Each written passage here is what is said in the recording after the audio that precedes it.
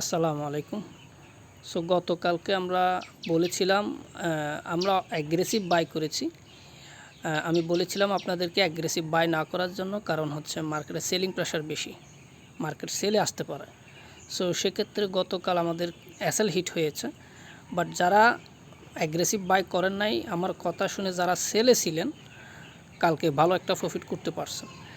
So এখন কথা হচ্ছে, আজকে এই মুহূর্তে কোনো অ্যানালাইসিস শেয়ার করব না। আমরা ইউএস সেশনের আগে অর্থাৎ বিকালের দিকে করে মার্কেট অ্যানালাইসিস করে একটা ভিডিও আপলোড করব ইনশাআল্লাহ। সেক্ষেত্রে দেখা যাবে যে শর্ট টাইমের মধ্যে আমাদের অ্যানালাইসিসটা কাজে লাগবে।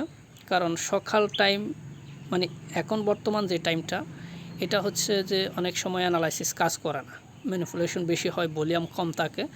দেখা যাচ্ছে যেদিকে ফোকাস করি মার্কেট তার অপোজিট যায়। সো ইউএস সেশনের আগে অ্যানালাইসিস করে একটা ভিডিও আপলোড করব।